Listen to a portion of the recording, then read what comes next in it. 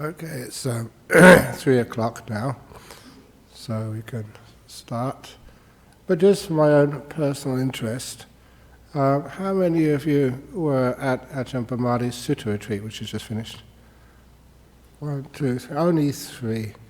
Okay, because I was thinking that, my God, how many people are sutta junkies?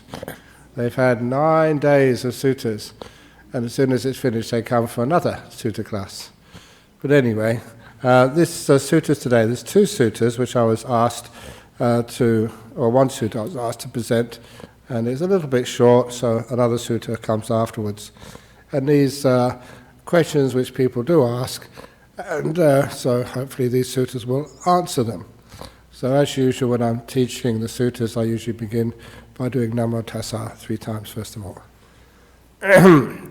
Namo Tassa Bhagavato Arahato Samma Sambuddhassa. Namo Tassa Bhagavato Arahato Samma Sambuddhassa. Namo Tassa Bhagavato Arahato Samma Sambuddhassa. So the suttas today are 2 short suttas, but very well known and often quoted suttas, all about 4 ways of practice at the beginning, and then afterwards another 4 ways to attain enlightenment coming at the after this one.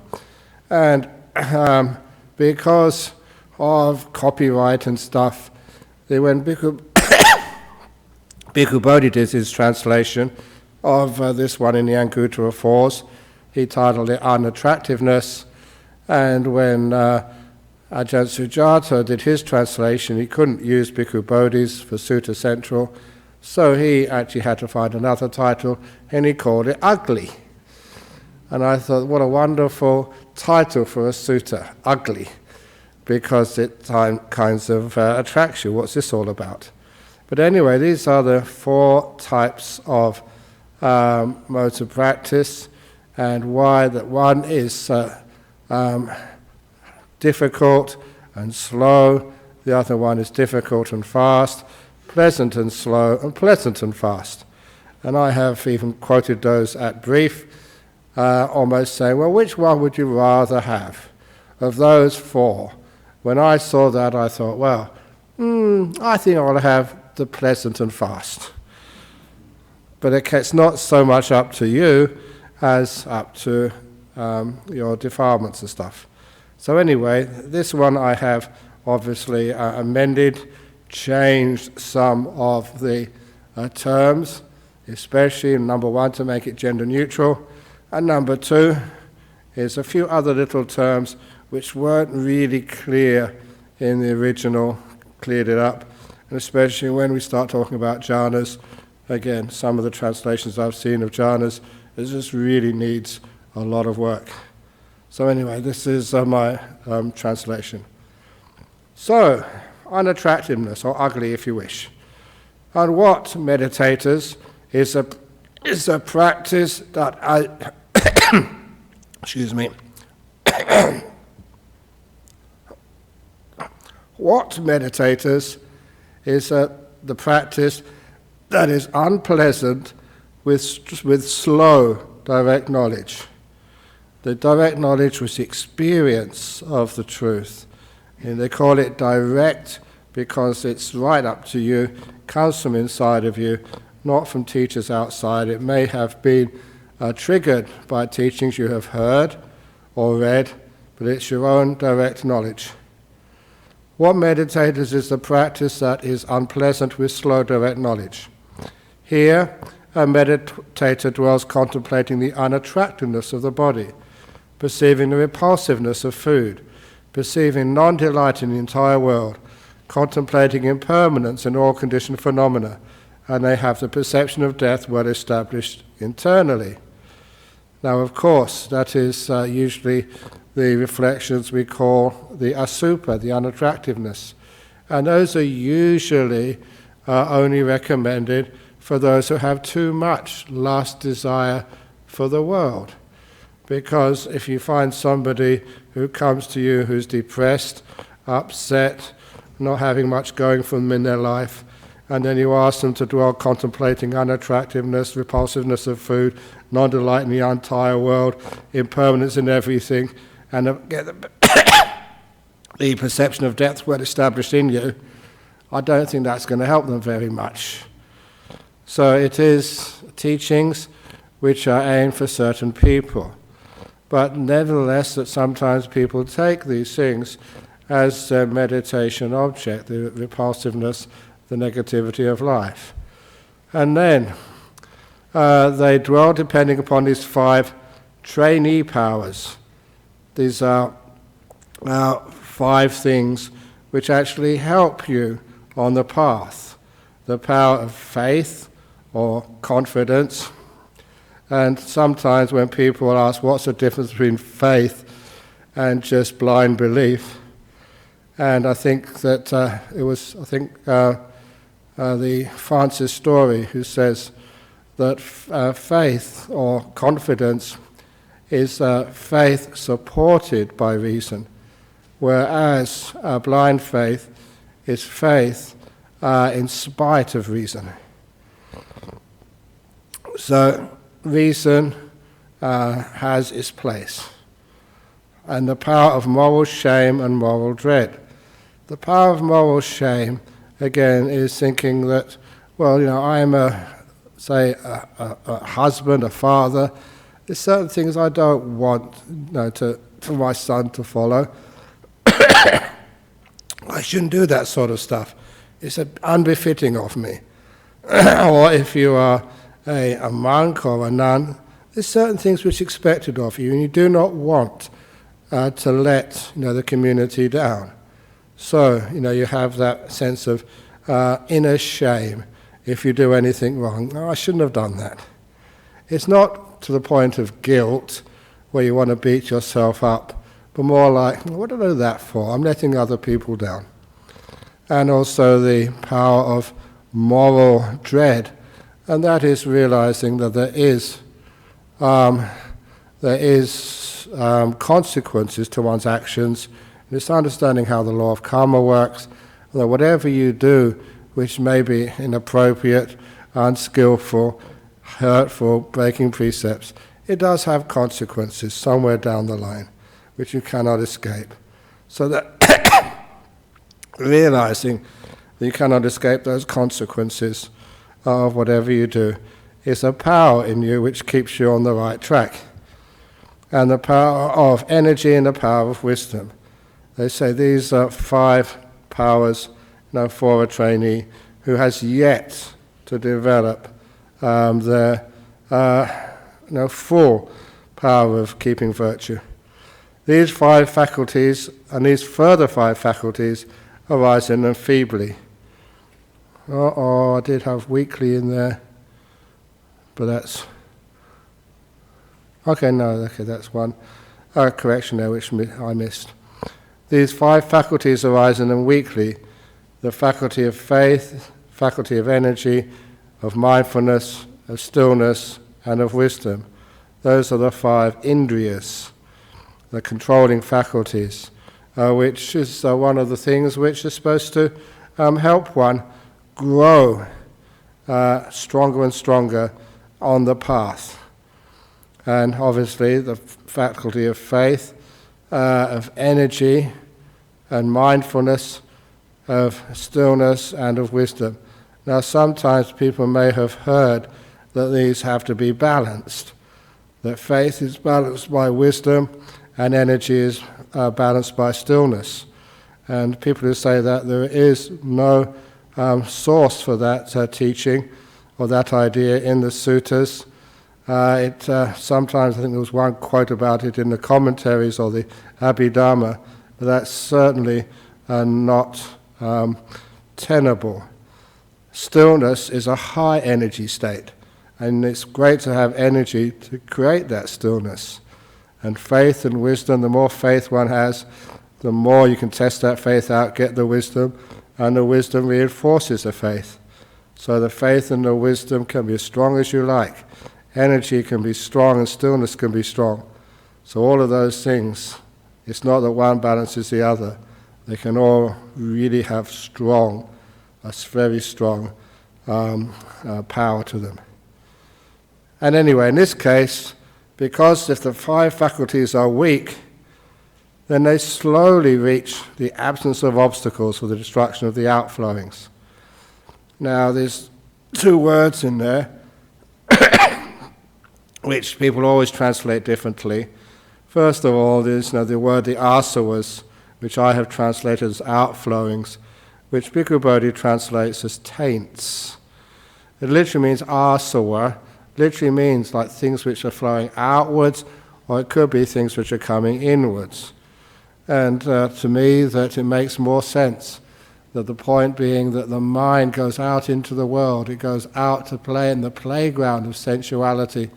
And it's like you can't stay inside, so the mind goes out. That's the outflowings, which create desires, ill will, and a delusion that you're in control of things. So those outflowings, to me, is a far more accurate and meaningful translation of this word asava, instead of like taints. And anyway, the destruction of the outflowings, the taints, that is a synonym meaning fully enlightened. Now the other word there in this is the anantariya, which Bhikkhu Bodhi translates as, what has he got it here? I've got to get back to 163.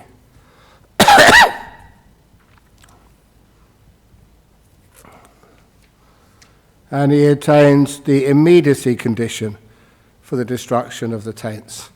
It doesn't really make much sense to me, but the word, I just went through his explanation why he chose that, and it is true, anantariya only occurs a couple of places in the suttas, but it does occur in the Vinaya, and it's from the Vinaya where you get a much more accurate understanding of the meaning of these terms. And to understand what this word, why I call it absence of obstacles, is that there was a monk called Rita, and he said, sensuality, you know, that's part of being a human being. You know, you can't avoid sensuality. And to say that sensuality, you know, including all types of sensuality and even sexuality, is not really an obstacle on the path. And as a result of that, the monks tried to convince him, and the monks individually couldn't convince him, and so they had a rule of what to do when a monk is of really what I call the dangerous wrong views. You can spread them around and cause a lot of trouble. And the word there is, again, antariya, and the opposite of that is anantariya. So the idea being an obstacle to the path, a thing which actually prevents you going further. And so the word I have used here is the absence of obstacles. In other words, you have a clear path to enlightenment. So, because these 5 faculties are weak, they slowly reach that point where it's clear all the way to Nibbana. This is called the practice that is unpleasant with slow direct knowledge. What is the practice that is unpleasant with quick direct knowledge? Here, a meditator dwells, again doing asubha, contemplating on the unpleasant, contemplating the unattractiveness of the body, perceiving the repulsiveness of food, perceiving not delight in the entire world, contemplating impermanence and all conditioned phenomena, and they have the perception of death well established internally. And that's one of the ways you can see that if a person really does that with a right attitude, it means that their lust ill will tends to get very, very weak, wanting something beautiful. And it's really weird as a monk these days, getting old and not being interested in sexuality anymore. Just what was it, a couple of days ago, just was having lunch, a lunch dana, and it wasn't quite a wealthy person's house, and they said, this lady over here, she's a really famous Taiwanese singer and actress. Really? And apparently that, some guys, especially in Taiwan, would swoon over her. I can't understand it these days. But anyway, looked at her, she was a girl, I knew that much. But why people are attractive? Sometimes, what is beauty anyway, and attractiveness? And one thing I do remember, just going into portrait galleries when I was young, and seeing all the really attractive women, in those portrait galleries, painted 100 years ago, they were all plump. Or let's put it another way, fat. So if anyone is a fat woman, you were just born at the wrong time. Years ago, 100 years ago, you would be really gorgeous. But nowadays, skinny women are gorgeous, apparently. And so anyone who was skinny 100 years ago, people would keep clear of them. They think they were sick and got some terrible disease they didn't want to catch. So anyway, for those of you who worry about your size or your shape or your weight, it's just, born at the wrong time. Does that make any sense to you? Okay. But anyway, the repulsiveness of the body and just the repulsiveness of food. And I know another monk who did that once, repulsiveness of food, started thinking that what goes in your mouth comes out the other end. So, at the food they had in front of them in their bowl, they looked upon that, and they said, well, what actually is this food? It is all the nutriments, the vitamins or whatever, and the carbohydrates, which your body absorbs, and what's left is this brown smelly stuff which comes out afterwards. So the brown smelly stuff is actually there in your food. It's right there, but other stuff is taken out, and this is what's left. It doesn't come from anywhere else, it just comes from what goes in your mouth. So he said, what I'm eating is just, this really terrible feces and other stuff as well. And that soon made him be quite repulsive of food. And I remember seeing this monk, it wasn't me. He had his bowl in front of him in the monastery, and he looked at it, repulsiveness of food, I can't eat this, and pushed it away. And he said, no, but I have to care for my body. And he pulled it towards him. And we saw him pushing it away, putting it towards him, pushing it away, because he couldn't decide whether to eat it or not. Crazy. Anyway, so such people, they dwell in tribe because they've got lots of lust, or they're very sort of an angry person. They dwell because they see such unattractiveness in the world. They're pushing themselves away from the world. They still dwell upon these 5 training powers: the faith, moral shame, moral dread, energy, and wisdom, and to keep their virtue going. And the 5 faculties arise in them strongly. The 5 indriyas: the faith, energy, mindfulness, stillness, and wisdom. The 5, they call them controlling faculties. When they get strong and established, they're called bala, strengths. So, those faculties necessary to get enlightened, they become so strong that they quickly reach the place where there's no obstacles for enlightenment, for the destruction of the outflowings. So this is called the practice that is unpleasant with quick direct knowledge. And what is the practice that is pleasant with slow direct knowledge? Here, so instead of focusing on the negativity of life, here, secluded from the 5 senses, secluded from the 5 hindrances, a meditator enters and dwells in the first jhana, experience the bliss born of being apart from the 5 senses, accompanied by a subtle grasping of the bliss, moving away from the bliss and then back onto it. With it, and you recognize that as a translation by Ajahn Brahm. With the subsiding of the moving away from the bliss and then back onto it, they enter and dwell in the second jhana, which has inner confidence in the bliss, enough to stop grasping it. You don't have to hold it because it's not going anywhere. And thereby unification of mind. Experience of bliss born of stillness. With the fading away of the rapture part of bliss, they dwell content and mindful, experience of pleasure free of rapture. They enter and dwell in the third jhana, of which the noble ones declare they are content and mindful, dwelling happily. Now, of course, I've experimented with a different translation of upekkha, where they say equanimous. That really doesn't cut it for me, just being equanimous. It's like you're being dead. But this is being content. The only reason why contentment hasn't been used for a long time is because it's a common translation for another word, in another part of the word called santuti. But I think it really just makes more sense to call that contentment, use that word contentment for upekkha, usually called equanimity, and instead call it contentment. So, see how you feel about that. So, the fading away the rapture part of bliss, they dwell content and mindful, experience a pleasure full of rapture. They dwell in the third jhana. They are content and mindful, dwelling happily. And lastly, with the abandoning of the five sense pleasures and suffering. This is all of the happiness and suffering of the five senses. This is almost like a summary. This is not what one does between third and fourth jhana. This has already been done. And with the previous passing away of the sixth sense, joy and suffering, that's the happiness of the mind and the suffering of the mind. They enter and dwell in the fourth jhana, experiencing only mental contentment.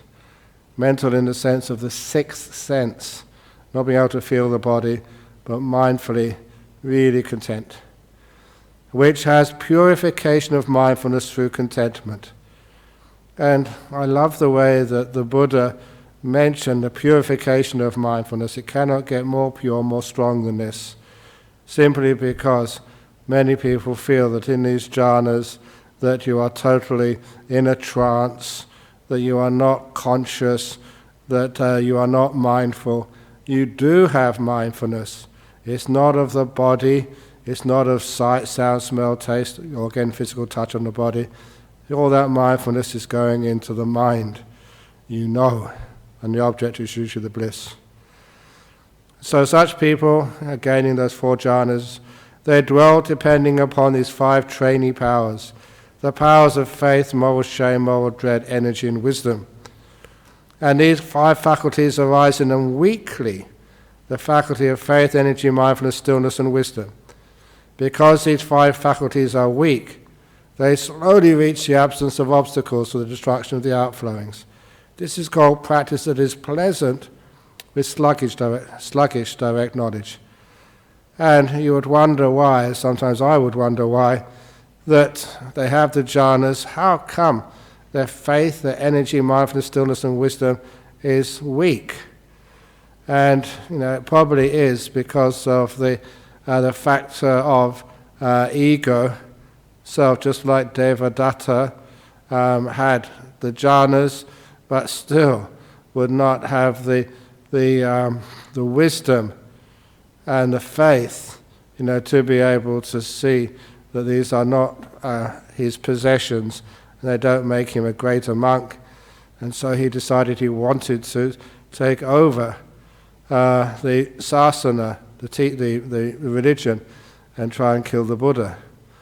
So there will be a time when the energy, mindfulness, and stillness would be strong, but the faith and wisdom will still be weak. And lastly, and what is the practice that is pleasant with quick direct knowledge? He is secluded from the five senses, secluded from the five hindrances, a meditator who enters and dwells in the first jhana, the second jhana, the third jhana, the fourth jhana. They dwell depending on these five training powers, the power of faith, moral shame, moral dread, energy, and wisdom. And these five faculties arise in them strongly. The faculty of faith, energy, mindfulness, stillness, and wisdom. Because these five faculties are strong, they quickly reach the absence of obstacles for the destruction of the outflowings. This is called a practice that is pleasant with quick direct knowledge. These meditators are the four modes of practice. So in summary, those four modes, they are painful or pleasant depending upon the meditation objects. What one is actually using. If you're using the negative meditation objects, because you find that you're very attracted to the world and you really do want to get rid of those attractions by what is contemplating the faults, the repulsiveness in things, then that is an unpleasant way. But if it is a pleasant path, that is usually because of the using the jhanas, incredibly pleasant. Not to see that the world is bad, but there's something which is better. The bliss of the deep meditations. And the speed, the fastness or the slowness of your development depends upon these the five faculties, the indriyas, the faith, the energy, mindfulness, stillness and wisdom. And of course faith is always a very dangerous thing to develop, because people have faith in all sorts of things, and sometimes what they have faith in turns out to be quite harmful. But nevertheless, a degree of faith, growing carefully, not just believing just because somebody who's very famous says so. So you find it out, you test it out, you use your reason, but also use some inspiration as well. So the faculty of faith, the energy as you meditate even more and more, you get more energy. And sometimes the word energy in Pali is called virya,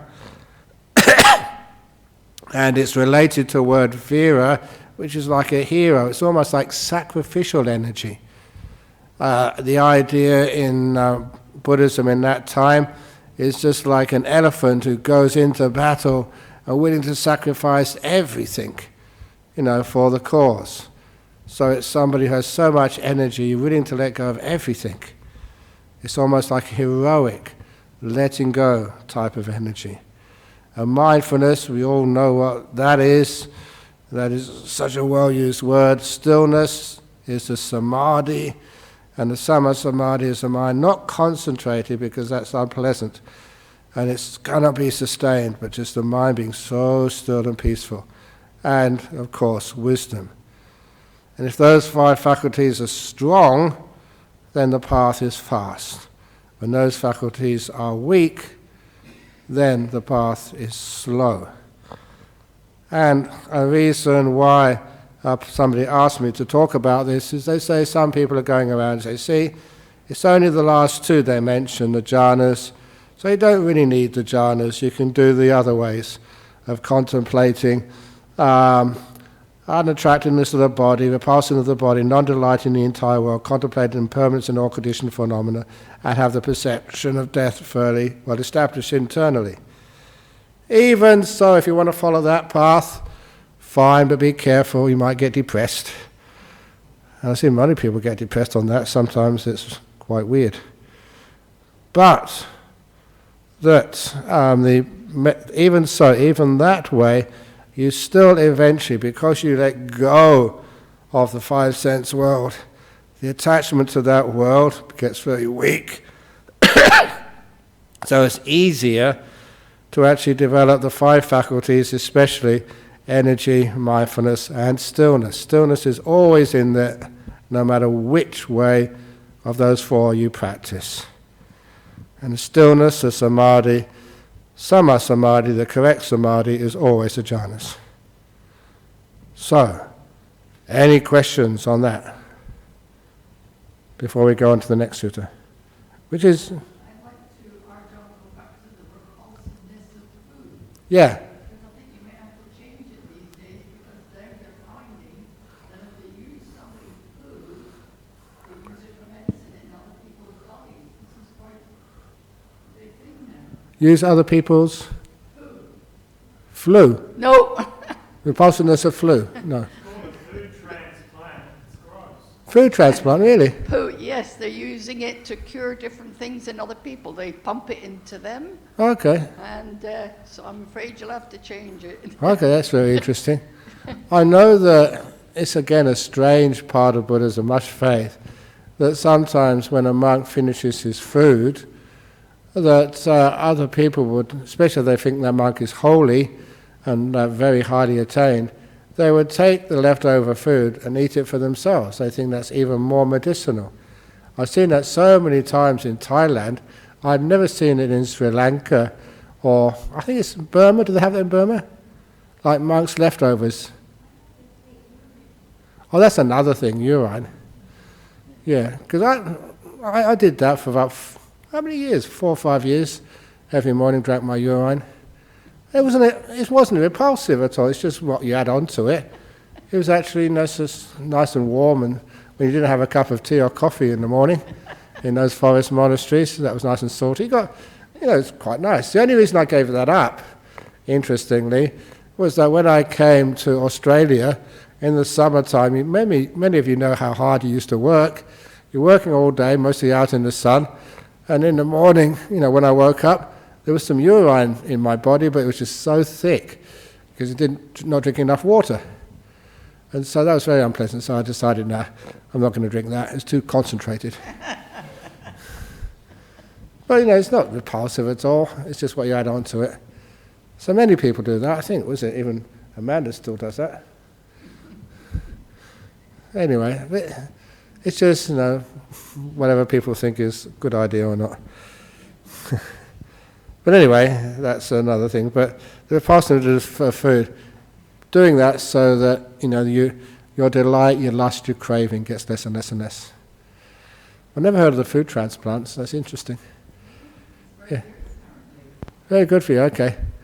So maybe I should eat more food so I have more things to give to other people for transplants. Okay, that's another good excuse. So again, just in brief, before I go on to the next sutta, and then, is there something from overseas? Okay. So the next sutta is another sutta which people often ask about, again, trying to find a sixfold path or a sevenfold path where they don't have to meditate. And that is what we have down there called Ananda. See if I can find that one now. I've got the ugly, my Ananda Sutta. Here we go, Ananda. Good. Oh.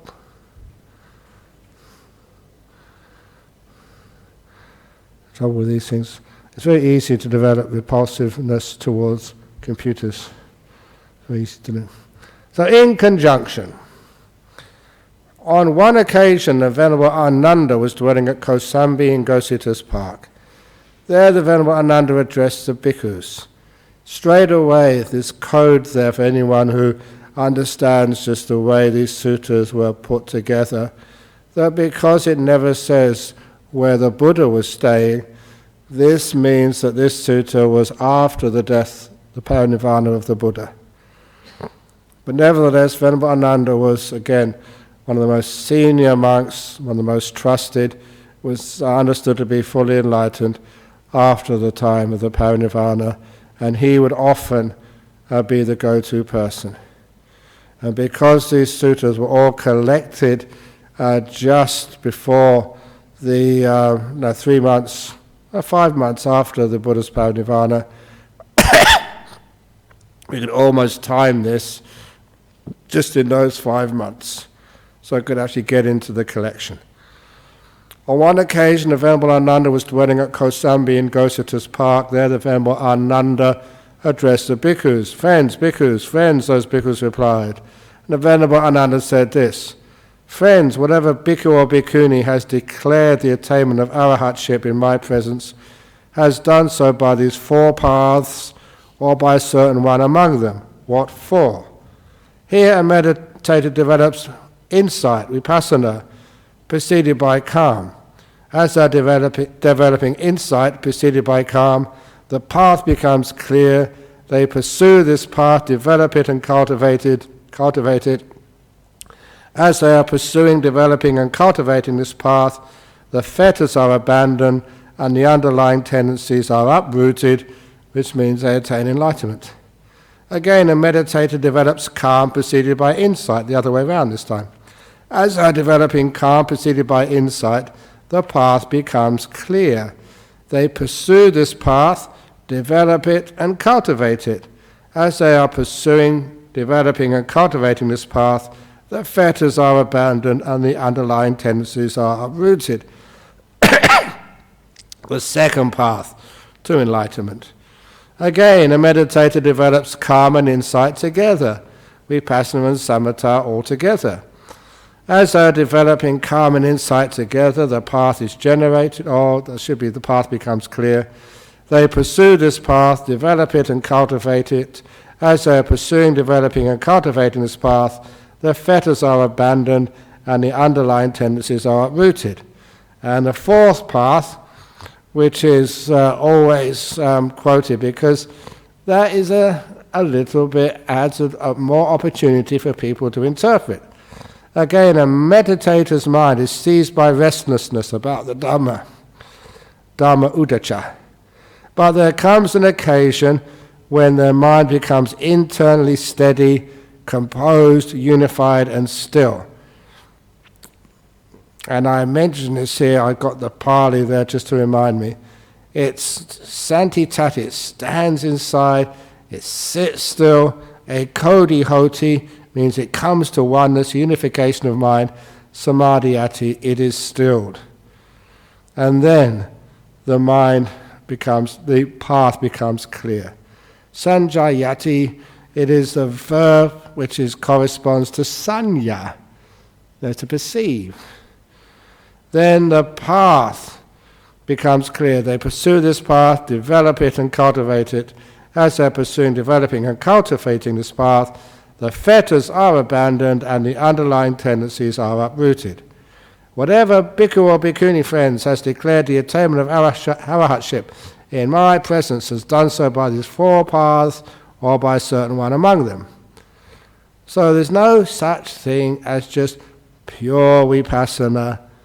There's no such thing as pure samatha. Samatha vipassana always go together.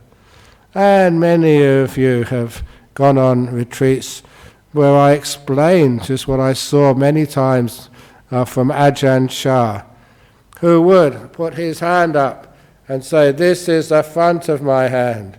And then he'd turn it around, "This is the back of my hand." That you only see the back of my hand, but the front of my hand is there.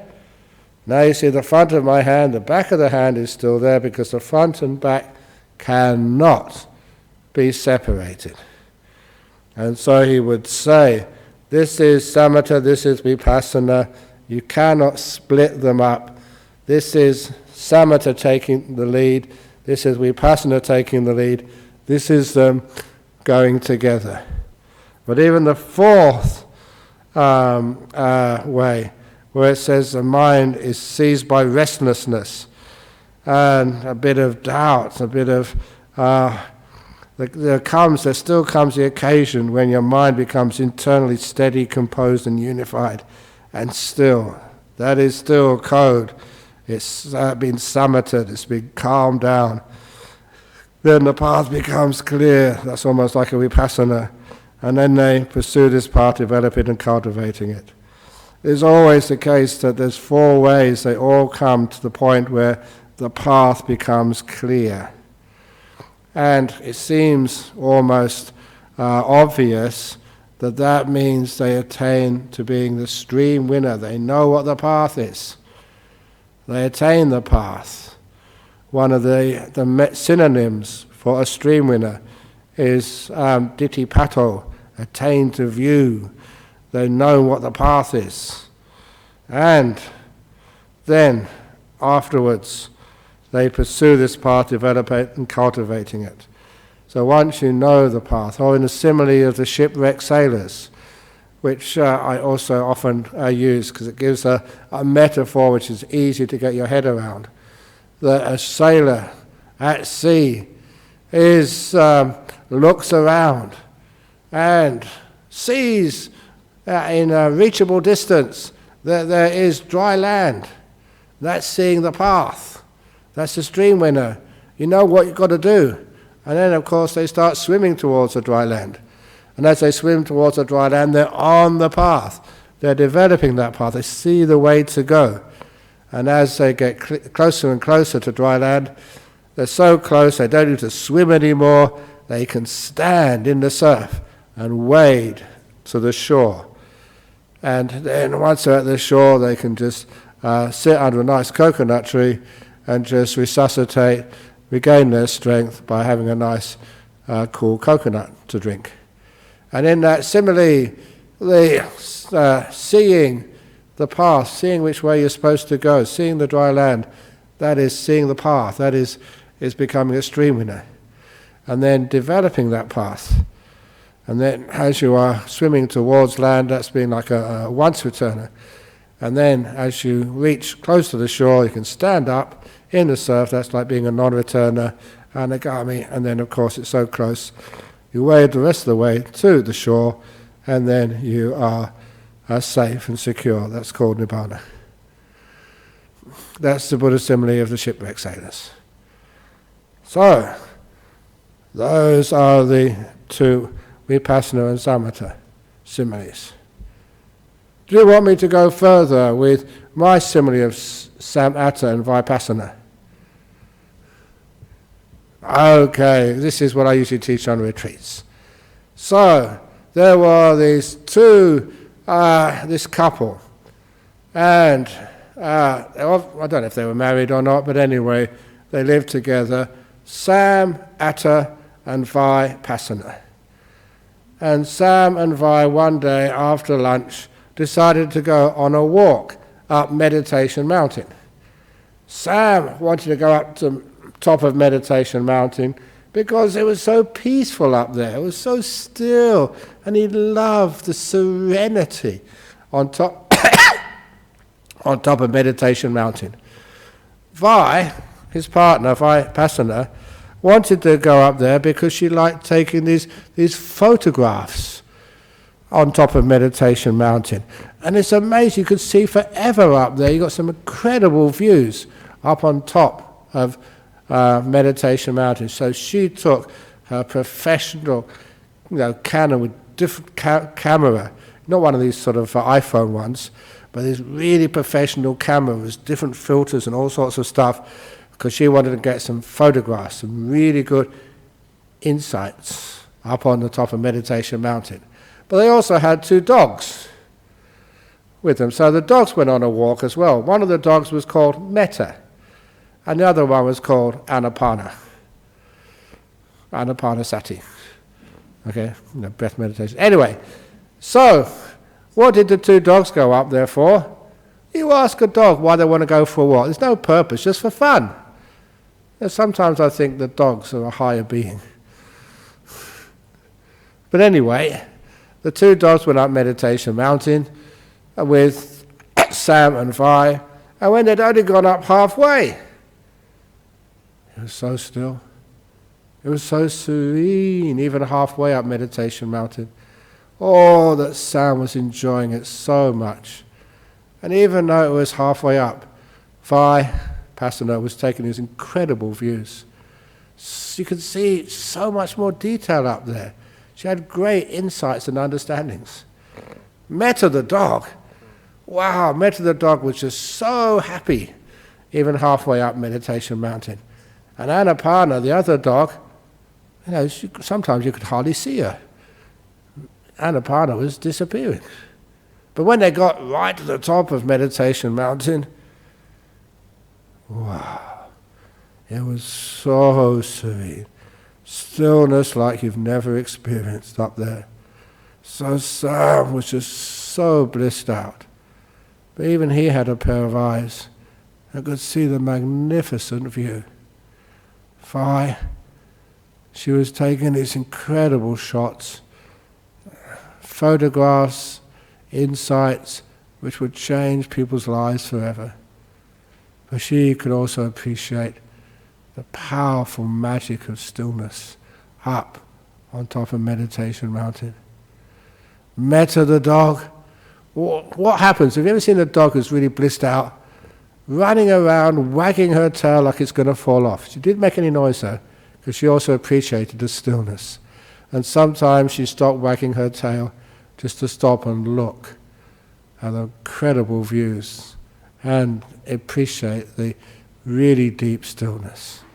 And as for Anapana, the breath, she totally disappeared. You couldn't find her up there, because at the top of Meditation Mountain, it's still incredible insights, a lot of metta, sometimes samatha vipassana. We should actually put metta in there as well. And the breath vanishes on top of Meditation Mountain. It disappears. Perfectly healthy, not a health hazard, but just beautiful, no breathing, but just peace, insight, and incredible loving kindness at the top of Meditation Mountain. So that's my simile, just to make it a bit more interesting, of the Sam, Atta, Sam and Vai, the two dogs Metta and Anapana. So, any questions or comments or complaints about the sutta today? Yeah, we got some from overseas.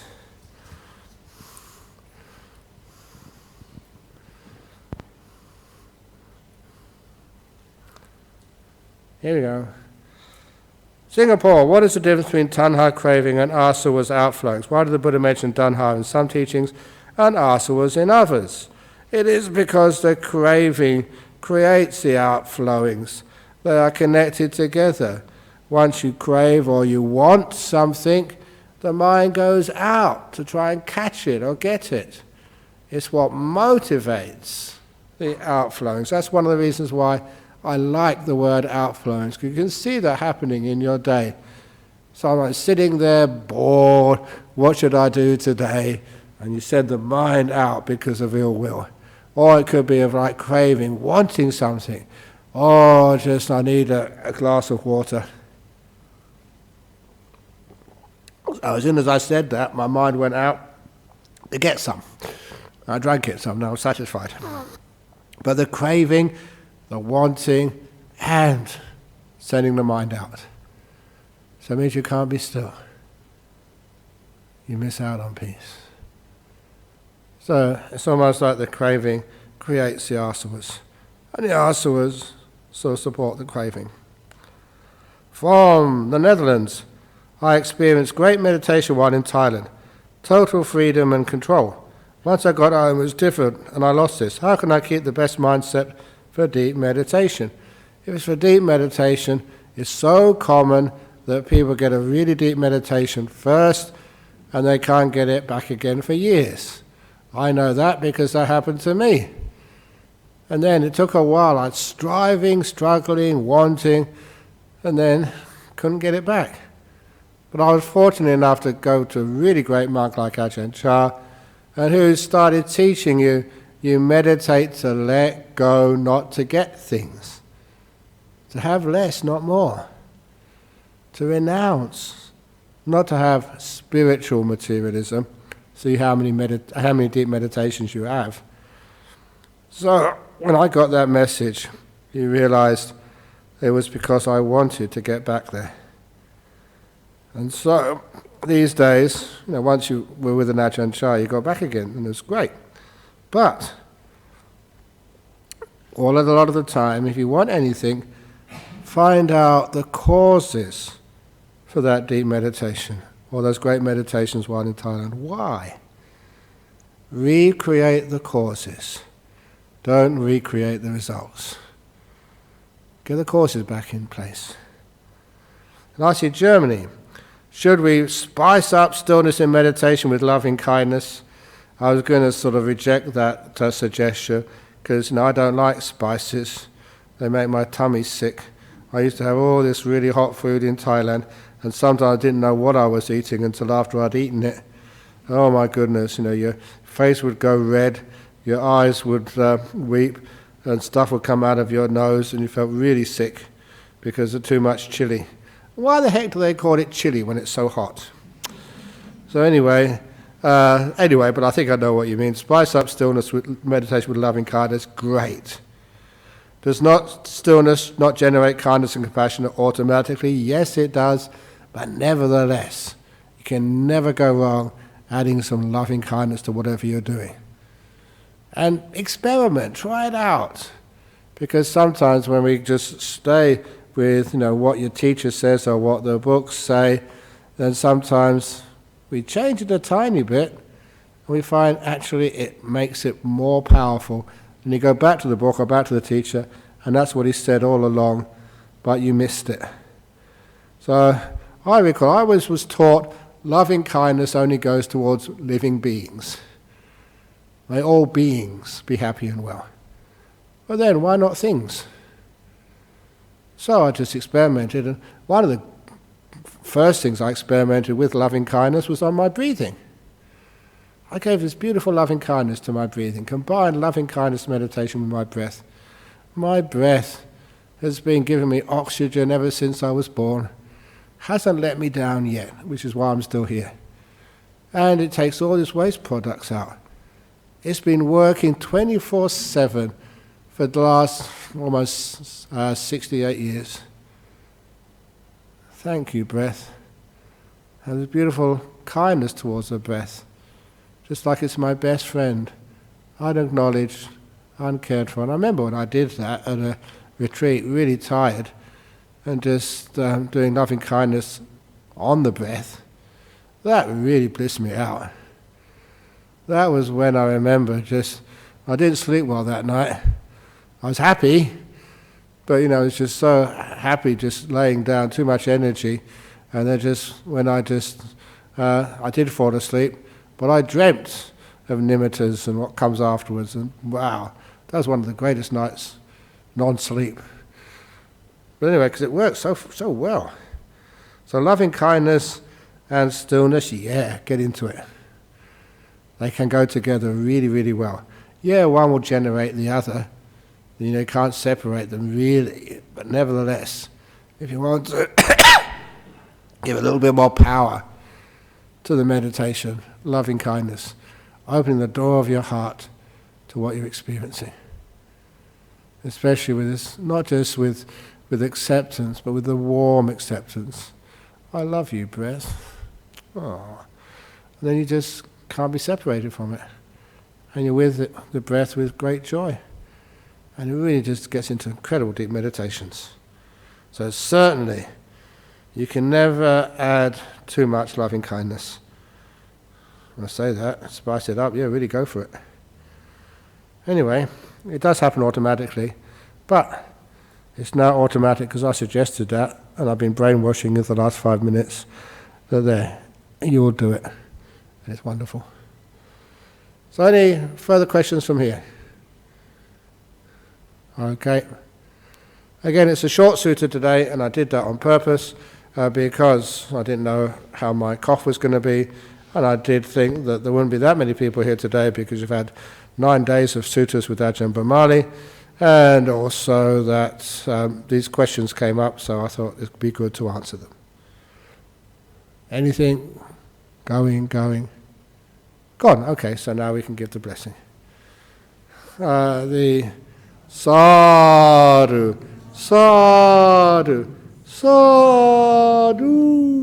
Very good. Excellent.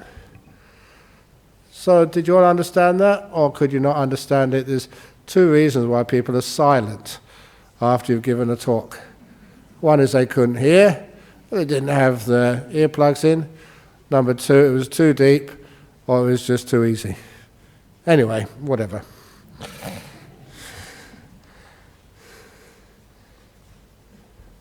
So we can now just do bowing 3 times and do Arahang Sama Sambuddha.